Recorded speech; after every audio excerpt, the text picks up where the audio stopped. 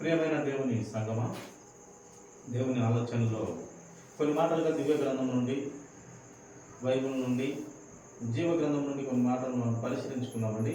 ప్రతిరోజు కూడా దేవుని వాక్యంతో కొన్ని మాటలతో మనము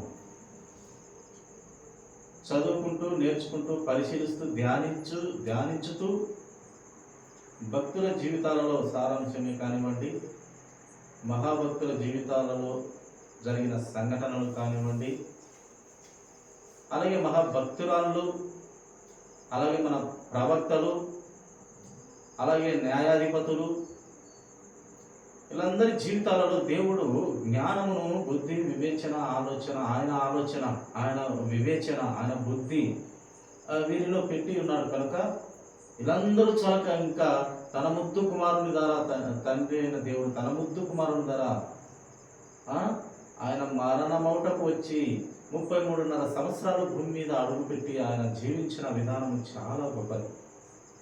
ఏ తప్పు ఒకడు ఏరెత్తి చూపకుండా ఆయన జీవించినాడు. అట్టి మాదిరి, గొప్ప మాదిరి మనకు గ్రంథంలో అపోస్తలుల ద్వారా వ్రాయించి, ఆ సమకాలికుల ద్వారా దేవుని వాక్యాన్ని వ్రాయించి పరిశుద్ధాత్మ పొందుకొని 40 మంది ఒక సాధారణమైన మనుషులతో దేవుడు పరిశుద్ధాత్మను పొందుకొని మనుషుల చేతనే దేవుని ఆలోచన విధానాన్ని ఈ గ్రంథంలో ప్రవేశపెట్టడం చాలా మనకు గొప్ప ధన్యత. మనము ఎంతో ప్రేమించిన దేవుడు ఆ గొప్ప ధన్యత మనకు ఇచ్చినాడు. ఎందుకు మనకు ఆ ధన్యత ఇచ్చినాడు? ఎందుకు మనము అంతలా దేవుని చేత ప్రేమించబడుతున్నామంటే, ఆయన పోలికలో, ఆయన సొంత చేతులతో తయారు చేసి ఒక మనిషి ఏ విధంగా బ్రతకకూడదో, ఎలాగూ బ్రతకాలో ఆయన ఆలోచన జ్ఞానాన్ని గ్రంథమందు పెట్టి చాలా మనుషులను ప్రేమించిన యేసయ్య అంత గొప్పవాడు. దేవుడై ఉండి మనుషుల పాదాలు కడగడం, ఆయన ఆలోచన విధానాలు చాలా దొడ్డవి, చాలా పెద్దవి. అందుకే ఆయన స్తుతులకు పాత్రుడు. ఆయన తప్ప ఇంకా వేరే ఎవరు లేరు, అంతే. ఇంకా సరే, ఎవరైనా ఈ దేవుళ్ళు అనబడిన వారిని నమ్మే సిద్ధాంతాలు కలిగినటువంటి వారు కూడా ఈయన మన యేసుక్రీస్తు ప్రభువారిని తప్పు పట్టలేనంత జ్ఞానము కానీ, బుద్ధి, వివేచన కానీ గ్రంథంలో ఆయన వ్రాయిస్తూ వచ్చినాడు. ప్రియ దేవుడి సంగమం, పరిశుద్ధాత్మను పొందుతారు. ఆయన తప్పు పట్టేదానికి ఏ నరునికి ఛాన్స్ లేదు. పట్టాలని చూసిన వారే ఆయన ప్రేమకు దాసోహమై ఆయనను ప్రకటించుతూ బయలుదేరి ఆయన సేవకులైపోయినారు, లేక ఆయన దాసులైపోయినారు, లేక ఆయన శిష్యులైపోయినారు, ఆయన స్నేహితులైనారు. ఆయన మహాజ్ఞానాన్ని తెలియచెప్పుటకు ఆశ కలిగిన వారైనారు. అంత శక్తివంతుని మనం కలిగి ఉన్నందుకు నిజంగా మనం దేవునికి కోటానుకోట్ల కృతజ్ఞతాస్తుతులు చెల్లించాలి. సజీవులే కదా నన్ను స్తుతించుదురు, మృతులు లేక మన్ను ఎలాగ స్తుతిస్తుండేది? మృతులు ఒక చనిపోయిన వాడు ఎలా స్తుతిస్తాడు? మన్ను ఎలా స్తుతిస్తుంది? బ్రతికి ఉన్న మీరే కదా నన్ను స్తుతించాలి. మీరే కదా నా జ్ఞానము మీకే కదా తెలిపి నా ఆశ్చర్య కార్యాలు కానివ్వండి, లేక నా యొక్క ప్రతి విధమైన జ్ఞానాన్ని కానివ్వండి, అద్భుత కార్యాలు కానివ్వండి, సూచక క్రియలే కానివ్వండి, మీకే కదా నేను చూపించి ఇశ్రాయేలు ప్రజలకు చూపించినాడు. అందరికీ చూపించినాడు. ఆయన అట్టి ధన్యత కలిగిన యేసయ్యను ప్రతిరోజు మనం 4 మాటలతో మనము ధ్యానించుకుంటూ ముందుకు వెళ్తే మనము ఆత్మీయంగా ఎదిగితే మన జీవితాలకు చాలా మంచిది. ప్రియ దేవుని సంగమం, అందులో ఇప్పుడు యేసు ప్రభువు అక్కడ చాలా సమీపంగా ఉన్నదని చాలామంది భక్తులు, చాలామంది పండితులు, బైబిల్ చదివిన పండితులు చెప్తూ ఉన్నారు. కనుక వాక్య భయం కలిగి, దేవుని అందరూ భయభక్తులు కలిగి బ్రతికే బిడ్డలంగా ఉండాలి. మరణము ఏదో ఒక రోజు రావచ్చు, అది అందరికీ తథ్యమే. కానీ భయభక్తులు కలిగి బ్రతికితే మనము దేవునికి ఇష్టలుగా బ్రతికి యుగాల జీవితంలో మనం దేవుని దగ్గర ఉండవచ్చును. ప్రియ దేవుని పిల్లలు, చూడండి, ద్వితీయోపదేశకాండం, మరొకసారి లేఖన భాగం చదువుకున్నాము. ద్వితీయోపదేశకాండము 17వ అధ్యాయము 12వ వచనము మరొకసారి పరిశీలిస్తామండి. మరియు ఎవడైనను మూర్తించి అక్కడ నీ దేవుడైన యెహోవాకు పరిచర్య చేయుటకు నిలుచు యాజకుని మాటనే గాని, ఎవడైనా సరే, ఎవడైనా మనిషి మీద, ఈ భూమి మీద మంచిగా పుట్టిన ఎవరైనా యెహోవా పరిచర్య చేయుటకు నిలిచి యాజకుడుగా పనిచేసే అతని మాట వినకపోతే, లేక దేవుని ఆలోచన విధానాన్ని తెలియచెప్పే వారి మాట వినకపోతే, అంటే చెబుతున్నది వారే అయినా, లోకస్తుడైనా, లేక చెప్తున్నది లోకంలో ఉన్న మనిషి అయినా, చెప్తున్న మాట దేవునిది, చెబుతున్న మాట పనికిమాలమైన మనుషులు అయినప్పటికీ, కానీ ఆ ఆలోచన విధానము, ఆ జ్ఞానము, బుద్ధి, వివేచన, ఆలోచన మటుకు ప్రభువుది, దేవునిది. కనుక అతని మాటలు, లేక యాజకుని మాటలు, ఆ దేవుని మాటలు చెప్పే పరిచర్య చేసే వారి మాటలు, ఆ మాటనే కానీ, లేక ఆ న్యాయాధిపతి మాటనే కానీ, న్యాయం చేసే న్యాయాధిపతి మాటనే కానీ వినకుండా పోకుంటే, వినకున్నట్లయితే చాలా ప్రమాదం అని ఇక్కడ లేఖన భాగం హెచ్చరిస్తూ వస్తుంది ప్రియుల. న్యాయాధిపతి మాటనే కానీ విననొల్లని ఎడలా, వినకున్నట్లయితే ఏమని వ్రాయించినాడు? వాడు చావవలెను అని కఠినంగా ఈ యొక్క దివ్య గ్రంథంలో దేవుడు వ్రాయించినాడు. కఠినంగా అంటే తప్పు చేసిన వానికి శిక్ష పడాలి అనే తత్వం దేవుడిదైనా అదే తత్వం. ఈ లోక గవర్నమెంట్ అయినా, ఏ దేశ గవర్నమెంట్ అయినా, ఈ దేశ గవర్నమెంట్ అయినా తప్పు చేసిన వానికి శిక్ష పడాలి.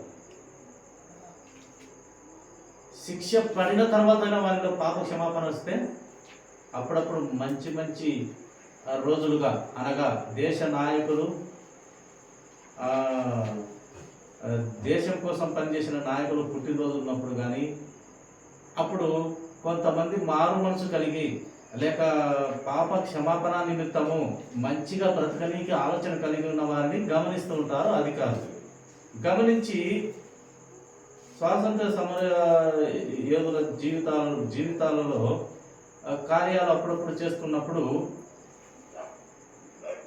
అటువంటి దినాల్లో వారిని విడిపిస్తూ ఉంటారు. అధికారులు గమనించి వీరిలో ఈ మార్పు కలిగింది, ఇతడు అంతకుడు అయినప్పటికీ ఇతనిలో పశ్చాత్తాపం కనపడింది, లేక ఇతనిలో చేశానన్న తప్పుతో కుమిలిపోతూ చాలా బాధపడుతున్నాడు, ఇంకా గౌరవంగా బ్రతకాలనుకుంటున్నాడు, సమాజంలో న్యాయంగా బ్రతకాలనుకుంటున్నాడని గమనించిన అధికారులు కొన్ని పేర్లు తీసి ఆ యొక్క దినాన ఆ పేర్లు వారిని విడుదల చేయడం మనము గవర్నమెంట్లో కూడా మనము గమనిస్తూ ఉంటాం. అయితే మన యేసుక్రీస్తు ప్రభు వారు కూడా ఎంత ఘోర పాపమైనా క్షమించగలిగే దేవుడు. ఎంత ఘోర పాప అయినా, అయ్యా నేను ఇంకా చేయను, ఇంకా నేను తప్పు చేయను, ఇంకా నేను నీ కోసమే బ్రతుకుతాను, నేను న్యాయంగా బ్రతుకుతాను, లేదా నీ ఆలోచన విధానం చాలా గొప్పది, నీ రక్తంలో కడగబడితే నేను పవిత్రునైతాను, ఇంకా నేను యథార్థంగా నీతిగా బ్రతుకుతాను అని ఎప్పుడైతే పాప క్షమాపణ కలిగి, స్వభావం కలిగి, మారు మనసు కలిగి ఉంటే ఆ వ్యక్తిని దేవుడు క్షణం అంటే క్షణం లేటు చేయక క్షమిస్తాను అని దేవుని మాట దేవుడే బయలుపరిచినాడు ఆయన నోటి వాక్కుగా. కనుక ఇక్కడ తెలియపరుస్తున్నటువంటి మాట, ఏ న్యాయం చేయు లేక దేవుని పరిచర్య చేయు యాజకుడే కానీ, లేక దేవుని పని చేసే న్యాయాధిపతి కానీ మాటనే కానీ విననొల్లని ఎడల వాడు చావవలెను. దేవునికి లోబడని ఎడల, దేవుని మాట ధిక్కరించిన ఎడల వాడు మరణానికి పాత్రుడు అని పాత నిబంధన గ్రంథంలో ఇక్కడ వ్రాయిస్తూ వచ్చినాడు దేవుడు.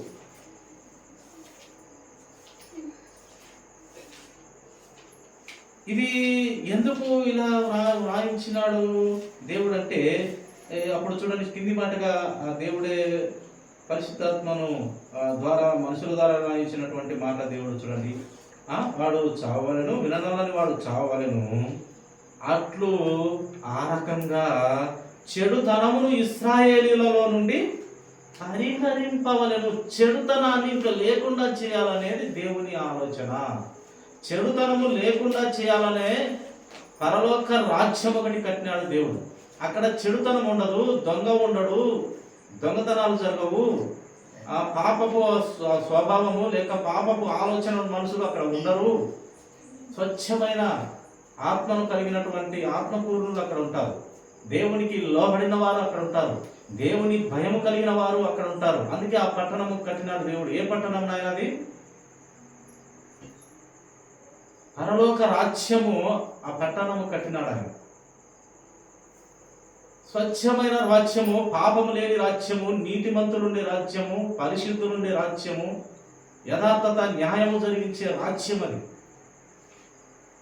ఆ రాజ్యంలో చేరనికి ఇక్కడ పెట్టినటువంటి ఒక రూలు దేవుడు. ఈ రాజ్యములో ఏం రూల్ పెట్టినాడు దేవుడు? దేవుని న్యాయము జరిపించు వారి మాట, అనగా దేవుని రూల్స్ అండ్ రెగ్యులేషన్స్ చెప్పే వారి మాట, అది దేవుని మాటే. వారు చెప్తున్న దానిని విని బ్రతుకును మార్చుకున్నవాడు ధన్యుడు. అలా బ్రతుకును మార్చుకోకుండా వారి మాట ధిక్కరించి, అనగా దేవుని మాటే మనిషి చెప్పినప్పటికీ దేవుని మాటే, ఆ మాట వినకుండా బ్రతికినప్పుడు వాడు మరణం అవ్వాలి, వాడు శిక్షకు పాత్రుడు అని తెలియపరుస్తూ ఈ రకముగా ఇలా మరణం చేసి ఆ భయము పెడితే, ఆ ఇశ్రాయేలులో ఈ భయము పెడితే, ఈ రూల్స్ పెడితే, లేక ఈ కట్టడ ఈ నియమము పెడితే, ఈ రకంగా చెడుతనాన్ని మనము ఆపగలిగిన వారిని అవుతామని దేవుని ఆలోచన. ప్రియ దేవుని సంఘం, చెడుతనాన్ని ఆపగలము. మనము ఎలా ఆపగలము? తప్పు చేసిన వారికి శిక్ష పడినప్పుడే ఆపగలము. శిక్ష పడకున్నట్లయితే ఇంకా జాస్తి అయిపోతాం. ఇప్పుడు మన భారతదేశంలో ఎంతోమంది నేరాలు ఘోరాలు భయంకరంగా శిక్షలు ఉన్నప్పటికీ, ఉరి శిక్షలు వేసినప్పటికీ గవర్నమెంట్ నిర్దాక్షిణ్యంగా ఇలాంటి వాళ్ళు ఉండకూడదు, ఇంకా ఏరే వారికి భయం ఉండాలని కాల్చి చంపినప్పటికీ ఏం జరుగుతుంది? మళ్ళీ నేరాలు ఘోరాలు, ఆడపిల్లల మీద అత్యాచారము, వ్యభిచారము, బలవంతంగా రేపులు చేసి మళ్ళీ ఎక్కడ నా మీద కేసులు పెడతారో, బతికి నన్ను ఇబ్బంది పెడతారని అక్కడిని అంతా అనుభవించి చంపేస్తూ ఉన్నారు. ఎంతమందిని చంపినా కూడా ఇంకా రాబోయే తరము లేక ఇప్పుడు పిల్లల్లో భయం పెట్టాలని వారిని నిర్దాక్షిణ్యంగా ఉరి తీసిన, కాల్చి చంపేసిన, కానీ జనాల్లో సైతాను గారు అపవాది ఆలోచనలు, అపవాది పిల్లలు పెడతానే ఉన్నాడు. వారి పని వాడు చేసుకుంటూనే వెళ్తుంది. కానీ ఏం చేస్తాం? దేవుడు మనకు స్వేచ్ఛ ఇచ్చినాడు, స్వాతంత్రం ఇచ్చినాడు, మనంతటా మనము ఆలోచించుకునే జ్ఞానం ఇచ్చినాడు, బుద్ధి ఇచ్చినాడు, వివేచన ఇచ్చినాడు. కానీ అది మంచికి వాడే పద్ధతిలో మనం వెళ్తే మంచిది. కానీ మంచికి వాడకుండా చెడ్డదానికి వాడుకుంటూ వెళ్ళిపోయినా కూడా, గవర్నమెంట్ చంపుతున్నా కూడా భయం లేని జనము చాలా మంది మనము చూస్తూ ఉన్నాం. ఎంతోమంది. ఈ మధ్య కూడా ఒక ఇద్దరు ఆటో డ్రైవర్లు ఒక యవనస్తురాల్ని, చదువుకున్న పాపను విపరీతంగా రేప్ చేసి చంపేసిన. జస్ట్ ఒక 2 days కింద, 2 days 3 days బ్యాక్ ఎంతో మందిని చంపుతున్నాం. అంతకుముందు ఎంతో మందిని, ఒక అమ్మాయిని 4 చంపేసి రేప్ చేసి ఇచ్చేసి వాళ్ళని చంపినా కూడా వీరికి బుద్ధి రావట్లేదు. అలాగా దేవుడు ఏమి మనకు బుద్ధి నేర్పనీకి దేవుడు ఆలోచనగా చేసినాడంటే, దేవుని మాట వింటే వాడు బాగుపడతాడు, లేకుంటే వాడు మరణం అవుతాడు. చెడ్డదారిలోకి వెళ్ళిపోతే మరణం అవుతాం, అన్యాయంలోకి వెళ్ళిపోతే మరణం అవుతాం. ఏదో రకంగా జరిగిపోతుంది. మంచిగా బ్రతుకుతుంటేనే చాలామంది మంచివారే చనిపోతున్నారు. అలాంటి చెడ్డవారికి సడన్గా అకస్మాత్తుగా వినకూడనటువంటి ఆ వార్తలు వినవలసిన పరిస్థితి దేవుడే చేస్తాడు. అది మనుషులు చేసితే అయ్యేది కాదు, దేవుడు చేస్తాడు. మనిషి హాని చేస్తే అది పెద్దగా మనుషులకు పెద్ద ప్రభావం చూపదు, కానీ దేవుడు హాని చేయడం తలపెడితే చాలా బాధకరం, చాలా తట్టుకోలేము మనుషులు. అంత శక్తివంతుడు దేవుడు. కనుక ప్రియ దేవుని సంగమా, దేవుడు తెలియపరుస్తున్నటువంటి మాట, దేవుని యాజకుని లేక దేవుని న్యాయాధిపతి మాట వింటేనే వాడు బ్రతకవచ్చును, లేకుంటే అలాంటి వాడు వినకుంటే, ఆ న్యాయం చెప్పేవని మాట వినకుంటే, ఆ మాట చెప్పే దేవుడు వ్రాయించిన మాట వినకుంటే వాడు మరణానికి పాత్రుడు, వాడు మరణం అవ్వాలని వ్రాయిస్తూ ఇట్లు ఈ రకంగా చెడుతనాన్ని అరికట్టాలని దేవుడు వ్రాయించినటువంటి గొప్పదైన మాట ఈ మాట దేవుడి సగం. కనుక పిల్లలు కూడా, లేక పెద్దవారి కానివ్వండి, పిల్లలే కానీ, ముసలి వారు కూడా చాలా ఘోరాలు చేస్తూ వస్తున్నారు. ఇలాగ తయారైపోయింది లోకం. ఎందుకు ఇలా తయారైంది? ఎందుకు ఇలా ఇంత పాపానికి ఒడిపడుతున్నారంటే, దేవుని భయం లేదు, న్యాయముగా బ్రతకాలనే ఆలోచన లేదు. అంత అక్రమము, అడ్డదారులు, అడ్డ మాటలు, బూతు మాటలు, క్రమము, ఒక పద్ధతి, ఒక న్యాయము, ఒక నీతి, ఒక యథార్థత, ఒక పరిశుద్ధత, ఇవి క్రీస్తులో పుష్కలంగా ఉన్నాయి. మనకు బైబిల్ గ్రంథం ఇచ్చిన దేవుడు అంత పవిత్రంగా మనకు మాదిరి పెట్టిపోయిన క్రీస్తులాగా బ్రతకాలి అని మనము దేవుడు ఈ గొప్ప గ్రంథాన్ని ఇస్తే, ఇవన్నీ పక్కన తోలనాడేసి, పక్కన విసిరేసి, నేరాలు ఘోరాలు సీరియళ్ళు ఇలాంటి ఎన్నో వస్తాయి. దాంట్లో అవి చూసి వాటిల్లో ఒక ఆమెంట ఎప్పుడు నేరాలు ఘోరాలే చూస్తుందంట. ఆమె చూసి చూసి చూసి రాత్రి టైంలో 11:30 ఎప్పుడు వస్తుంది నేరాలు ఘోరాల పనికి మన ఛానల్ వస్తుంది, చూడొచ్చు. చూసి దాని ద్వారా మనిషి బుద్ధి తెచ్చుకొని ఇలాగ చేయకూడదు, ఒక మనిషి న్యాయం నీతిగా బ్రతకాలనేది బుద్ధి తెచ్చుకొని ఉండాలి. కానీ అది చూసి చూసి చూసి ఆమెకు ఏమని కలిగిందంట, ఇదేందో తెలివిగా మర్డర్ చేసినాడు అతను, నేను కూడా ఒక మర్డర్ చేయాలి, తెలివిగా చేయాలని ఆమె కొంతవరకు చదువుకొని ఒక స్టూడెంట్ను పిలిపించుకొని ఆ స్టూడెంట్ను చంపేసి విపరీతమైన, అది ఏమంటాము, ఒక సైకోలాగా అయిపోయి ఆ స్టూడెంట్ను పిలిపించిన స్టూడెంట్ను కత్తితో నరికి ఒక సూట్ కేసులో నింపేసి తీసుకుపోయి ఆటోలో తీసుకొని పోయి ఆ బ్రిడ్జి కింద వేసింది. ఒక పెద్ద బ్రిడ్జి కింద వేస్తే అది మొత్తానికి ఆటో డ్రైవరే పోలీసు వాళ్ళకి చెప్పి ఆమెను పట్టేయడం జరిగింది. ఇలాగూ పనికి మాలినటువంటి ఛానల్ చూస్తే తల్లిదండ్రులు లేక పెద్దలు వారిని గద్దించి హెచ్చరించి బుద్ధి చెప్పాలి. ఇలాంటి గద్దించి బుద్ధి చెప్పేవారు లేకనే వాళ్ళు ఇలాగూ ముసిలి వాళ్ళైనా కూడా ఇలా పనికిమాలిన పనులు చేస్తున్నారంటే, దేవుని భయం లేక, నీతి నిజాయితీ యథార్థత పవిత్రత ఇవి లేకనే. ఇవి ఉన్నవాడు చేయడు, నా బిడ్డ చేయడు అంటాడు దేవుడు. నా రక్తంలో కలిగిన బిడ్డ చేయడు. పొరపాటున చిన్నవి చేసిన వాడు నీతిమంతుడు, వాడు లేచి నిలబడతాడు. వాడు ప్రభు కోసం 7 మాటలు తప్పు చేసినా, పొరపాటు చేసినా వాడు నిలబడతాడు అతను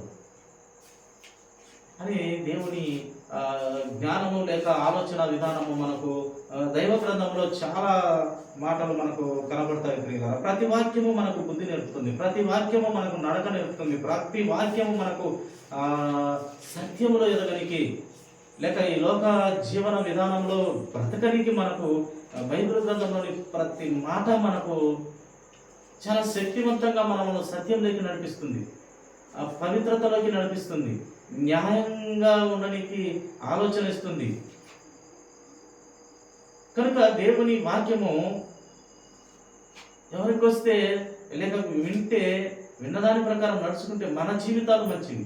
ఈ లోకము ఒకనొక సమయము ఎవరము అయినా ఎప్పుడైనా ఒకనొక దినము ఈ లోకంలో మనము దేవుడిచ్చిన యొక్క ఆయుస్సును మనము ముగించుకొని వెళ్ళిపోయేవారమే. ఖచ్చితంగా ఏదో ఒక దినాన మనము వెళ్ళిపోతాం. కానీ వెళ్ళిపోయేలేపు దేవుని తెలుసుకొని, దేవుని భయం కలిగి, దేవుని రక్తంలో కడగబడి, ఆ పాపాలు క్షమించబడి మనము దేవునితో పోతే ప్రభువునందు మృతులైన వారు ధన్యులు అని పరలోక రాజ్యం నుండి ఒక స్వరము వస్తూ ఉంటే యోహాను భక్తుడు విని గ్రంథంలో కూడా మనకు వ్రాయించడం మనము గ్రంథంలో చూస్తాం ప్రియ దేవుని. కనుక ఒక చెడ్డ పని చేసేవాడు బ్రతకకూడదు అనేది నియమము పాత నిబంధనలోనే దేవుడు వ్రాయిస్తూ వచ్చినాడు. ఈ రకంగా ఇశ్రాయేలు ప్రజల్లో చెడుతనాన్ని విసర్జించాలనే దేవుని ఆలోచన. చూడండి, మరొక మాట మనము గ్రహిస్తామండి. దేవుని ఆలోచన విధానాన్ని పరిశీలిద్దాము. అదే ద్వితీయోపదేశ కాండము 32వ అధ్యాయము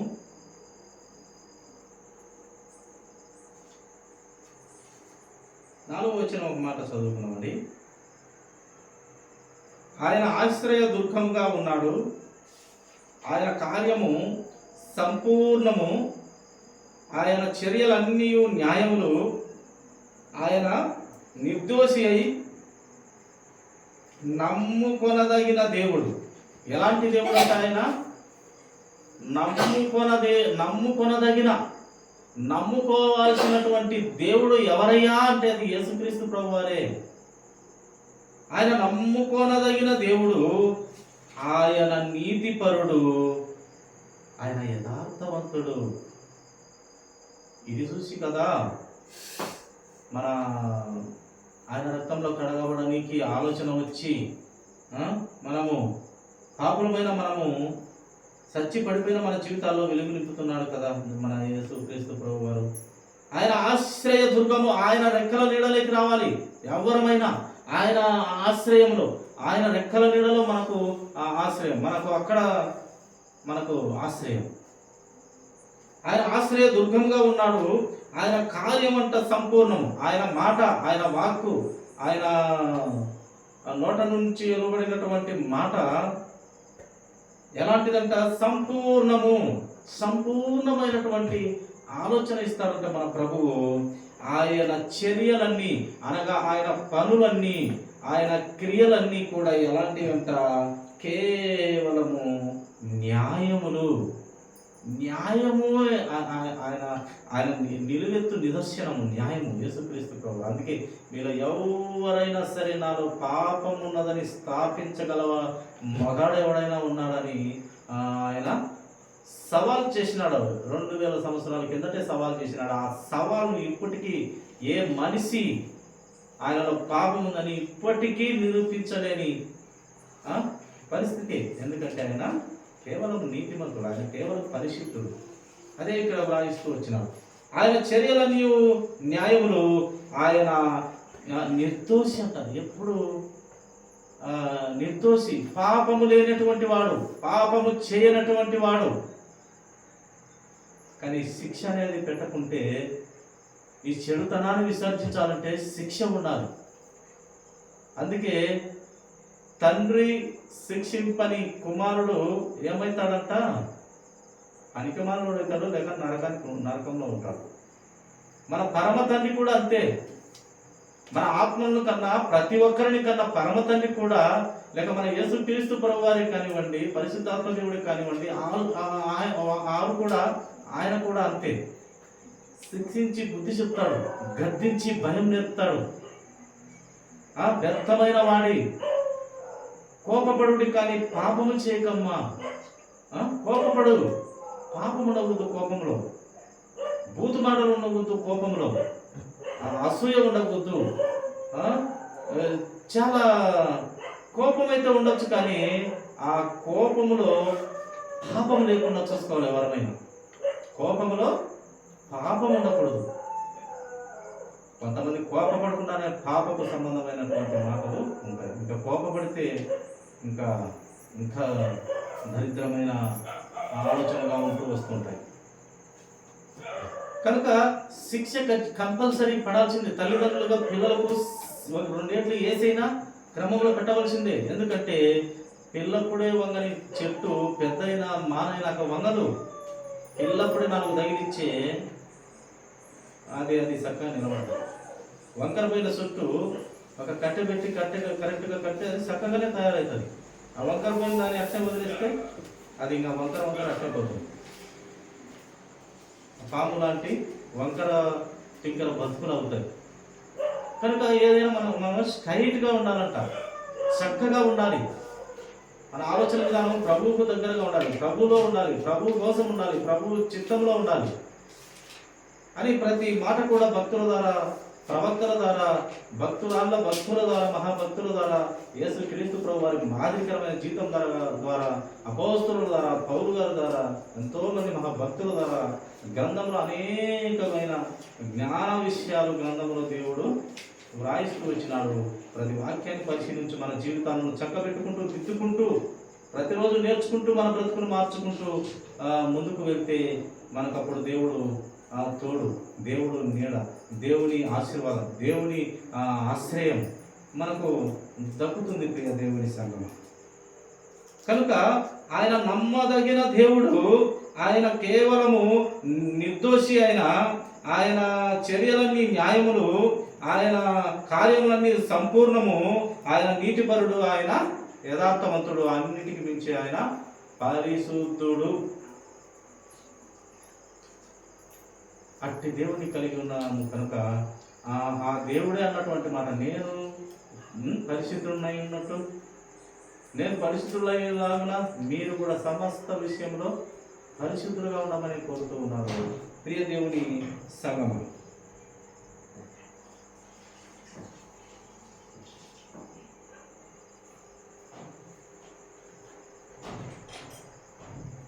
చూడండి, మొదటి సమూయేలు గ్రంథము 25వ అధ్యాయము, మొదటి సమూయేలు 25వ అధ్యాయము 3వ వచనము మాట చదువుతున్నాం. అతని పేరు నాబాలు, అతని భార్య పేరు అబిగయీలు. ఈ స్త్రీ సుగతి గలదై రూపవతి అయి ఉండెను. అయితే చర్యలను బట్టి చూడగా నాబాలు మోటువాడును, దుర్మార్గుడునై ఉండెను. అతడు కాలేబు సంతతి వాడు. ఈ యొక్క నాబాలు, ఇతని చర్యలు ఎలా ఉన్నాయంట, ఇతని చేతి పనులు ఎలా ఉన్నాయంట, ఇతని ఆలోచన విధానం ఎలాగున్నదంట, ఇతని పద్ధతి, ఇతని బిహేవియర్, ఇతను నడక, ప్రవర్తన ఎలా ఉన్నదంట. పచ్చి మోటువాడంట, అంటే మోటువాడు లాగున, దుర్మార్గుడై లాగున అతని పద్ధతి ఉందంట. కానీ ఆ భార్య మటుకు నాబాలు, ఆమె మంచి స్త్రీ, లేక సుబుద్ధి గలదై, మంచి అందంతో కూడుకున్నటువంటి సుబుద్ధి గలదై ఉంది. అతని భార్య అయితే మంచిదే, కానీ నాబాలు మటుకు చెడ్డవాడు. ఎలా ఇతను చెడ్డవాడుగా కనపడుతున్నాడు అంటే, ఏ విధంగా కనపరుచుకుంటున్నాడు, ఏ విధంగా దేవుడు ఇతడు చెడ్డవాడని తెలియపరుస్తూ ఉన్నాడంటే, అతని ఆలోచన విధానము సరిలేదు, అతని చేష్టలన్నీ, లేక అతని క్రియలన్నీ, అతని పద్ధతులు, అతని ఆలోచన విధానం సరిలేదు, ఇతడు దుర్మార్గుడు అని వ్రాయిస్తూ వచ్చినాడు గ్రంథంలో. ఒక బాలుడు కూడా వాడి క్రియలను బట్టి వాడు దుర్మార్గుడా లేక చెడ్డవాడా మంచివాడా అన్నట్టు వాడి క్రియలను బట్టి తెలుపుతాడంట. వాడు ఒక పిల్లవాడు వాడి క్రియలను బట్టి, వాడి ఆలోచన విధానాన్ని బట్టి అప్పుడే తెలిసిపోతుందంట. ఏడు సరైన దారిలో వస్తాడా, సరిలేని దారిలో వస్తాడనేది వాడి చేష్టలను బట్టి, వాడి ఆలోచన విధానాన్ని బట్టి, వాడు నడుచుకున్న తీరును బట్టి, లేదా మాట్లాడుతున్న పద్ధతిని బట్టి వాడు వీడు పనికి వస్తాడా, పనికి రాడా, రెండు తగిలించే పనికి వస్తాడా, రెండు తగిలికుంటే ఇదైపోతాడు అనేది కూడా తల్లిదండ్రులుగా గుర్తించగలిగిన స్థితిలో తల్లిదండ్రులు ఉన్నారు ముందు. కొంతమంది పిల్లలు పచ్చి కూటి మాటలు తింటుంటే తల్లిదండ్రులు నవ్వుకుంటుంటారు, ఇది ఏదో పెద్ద జ్ఞానం వచ్చింది. మూతికి బట్టి 4 తగిలించి నా మాట జీవితంలో పలకూడదు, మూతి మీదనే పట్టాల, మాట రాకడానికి 4 గడాలు ఏడు. అప్పుడు ఏం జరుగుతుందంటే, ఇది ఏదో తప్పు, అందుకునే మళ్ళీ మాట మాట్లాడేదానికి 4 అనే మూతి మీద మనకి భయం పుట్టదు. ఏడ్చి గిజగిజ అనుకొని గజగజ వనకని 4 మంచి మూతి మీద పడాలి. ఆన్నే క్రమంలోకి వస్తాడు. మళ్ళీ తోలి ఆ మాట పలకాలంటే దడ పుట్టాలి.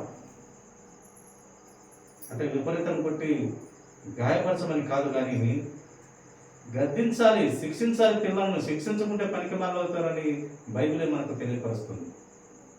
ఒక్కొక్కరు పిల్లలు, మా పిల్లలు ఏలు పెట్టి ఒక్క ఏటు కొట్టలేదు అంటుంటారు. ఒక్క ఏటు కొట్టలేదు. బైబిల్ వాంచమనే చెప్తుంది, బుద్ధి చెప్పురా నాయన అని చెప్తుంది. మన పరమ తండ్రి కూడా బుద్ధి చెప్తున్నాడు ప్రతి ఒక్కరికి. మన యేసయ్య కూడా మనకు ప్రతి విధమైన మనకు బుద్ధి నేర్పడానికి మనకు ఎన్నో పెడుతూ ఉంటాడు ఆయన. బాధలు పెడతారు, వ్యాధులు పెడతారు, రోగాలు పెడతారు. వినప్పుడు అన్నీ పెడుతూ ఉంటాడు. వీడు దారికి రానప్పుడు ఈ రకంగా పెడుతుంటాడు, తెలుసుకోవాలి. అందుకే ఆ కాలంలో ఇశ్రాయేల్ ప్రజలు నడిపించేదాన్ని మోసే నడిపిస్తూ ఆ యొక్క ఐగుప్తీయులకు ఎన్నో చూపిస్తూ వచ్చినారు. కానీ వాళ్ళు బుద్ధి లేక అది దేవుని శక్తిని తెలుసుకోక వాళ్ళు అలాగనే కఠిన హృదయులై ఉన్నారు.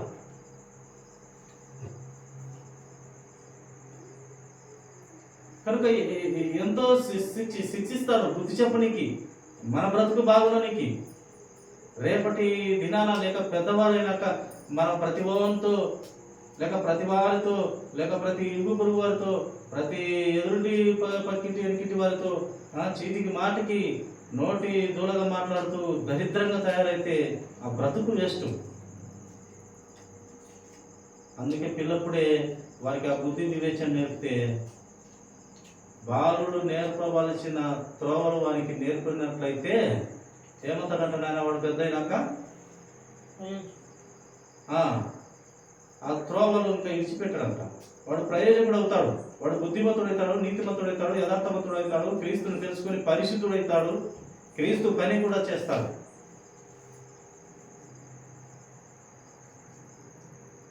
కనుక ప్రియ దేవుని సంగమా,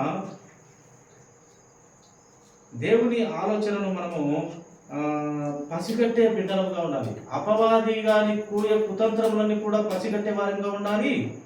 అలాగే దేవుని ఆలోచన, దేవుని ప్రేమను, దేవుడు ప్రతి భక్తునిలో తెలియపరిచిన ఆలోచన విధానాన్ని మనము గుర్తించగలిగే స్థితిలో, తెలుసుకోగలిగే స్థితిలో, ఇది సత్యమా లేక అసత్యమా, ఇది మంచిదా, ఈ బోధ మంచిదే, ఇది కాదా అని గుర్తించగలగాలంటే, పసిగట్టగలగాలంటే నీకు దేవుని ప్రేమ తెలిసి ఉండాలి, దేవుని ఆలోచన తెలిసి ఉండాలి, దేవుని వ్యూహం తెలిసి ఉండాలి, దేవుని ఆయన ప్రణాళిక తెలుసుకోవాలి. బైబిల్ చదివితే అర్థం కాకుండా పరిశుద్ధాత్మ దేవుని అడిగితే ఇస్తారు.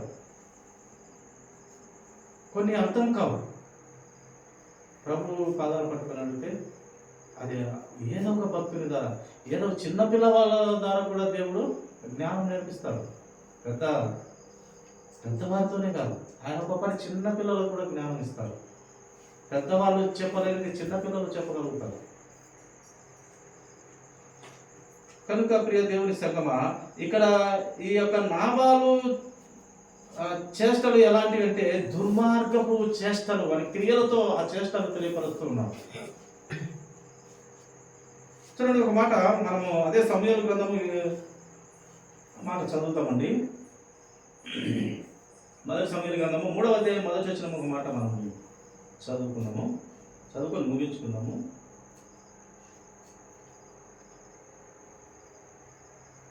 బాలుడైన సమూయేలు ఏలి ఎదుట యెహోవాకు పరిచర్య చేయుచుండెను. ఆ దినములలో యెహోవా వాక్కు ప్రత్యక్షమగుట అరుదు, ప్రత్యక్షము తరచుగా తటస్థించుటలేదు. ఆ దినములలో అంట యెహోవా ప్రత్యక్షత చాలా తక్కువగా కనపడేది, చాలా తక్కువగా ప్రత్యక్షమయ్యేది. అలాంటి సమయంలో బాలుడైన సమూయేలుకు దేవుని వాక్కు వినపచ్చింది, దేవుని స్వరం వినపచ్చింది. ఈ పిల్లవాడు పెరిగిన పద్ధతి ఎలాంటి పద్ధతిలో పెరిగినాడు తెలుసునా? హన్న, గొడ్రాలైన హన్నకు పుట్టినాడు.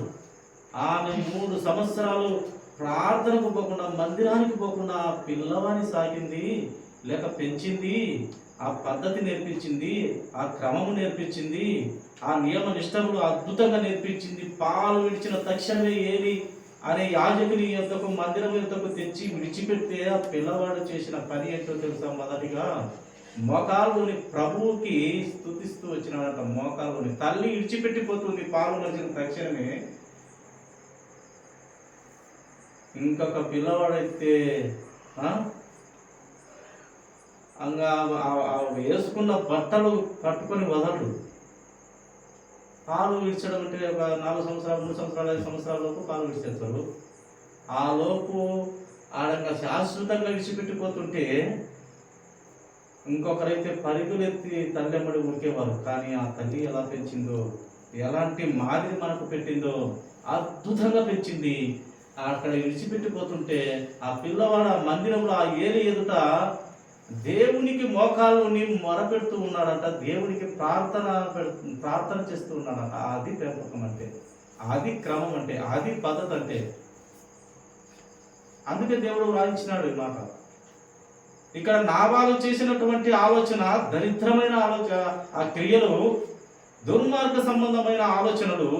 ఇక్కడ అదే ఈ యొక్క నాబాలు పెద్దవాడు, కానీ ఇక్కడ పసిపిల్లవాడు. పాలు విడిచింది, మందిరంలో పెట్టింది. ఇతని క్రియలు ఎలాగున్నాయి? దేవుని పని చేయడంలో అద్భుతంగా ఉన్నాయి. తల్లిని కూడా విడిచిపెట్టేసి దేవుని వైపు ఆ మందిరంలో ఆ దేవునికి ప్రార్థన చేస్తా, ఆ ఏలి యాజకుని కోసం పనిచేస్తూ, ఏలి దగ్గర పనిచేస్తూ దేవుని పరిచర్య చేస్తూ వచ్చినాడు ఆ పిల్లవాడు. అందుకే ఏలితో కూడా దేవుడు మాట్లాడలేదు, కానీ దేవుని పని జరిపించుతున్న ఏలితో కూడా దేవుడు మాట్లాడదు. కానీ బాలుడైన సమూయేలుతో దేవుడు 3 మాటలు మాట్లాడుతూ వచ్చినాడు. పిల్లవాడైనందున తెలియక మళ్ళీ ఏలి ద్వారా తెలుసుకొని అప్పటి నుంచి బాలుడైన సమూయేలు ఎన్ని బిరుదులు ఉన్నాయి ఆయనకు. ఆయన ప్రవక్త, ఆయన న్యాయాధిపతి, ఆయన దేవుని పరిచర్య చేసే దేవుని బిడ్డ. చాలా ఇంచు 4-5 బిరుదులతో, లేక 4-5 మంచి పేర్లు ఆయనకు ఉన్నాయి. బాలుడైన సమూయేలు అలా పెంచింది తల్లి. అందుకే బాలుడు నేర్పవలసిన ప్రతి మాట, నేర్పవలసిన పనులన్నీ అన్ని చక్కగా 3 సంవత్సరాలు నేర్పించి తెచ్చి ఇక్కడ విడిచిపెట్టింది. చక్కగా దేవుని పని చేసినాడు. దేవుడే ఆ బాలునితో ప్రతి విషయాన్ని మాట్లాడుతూ, ఎంతోమంది రాజులకు ఈయన ఆశీర్వదిస్తూ, ఇతను ఆశీర్వదిస్తూ, ఆ రాజుల ఏదానికి ఆశీర్వదిస్తూ, ఇలా ఎంతో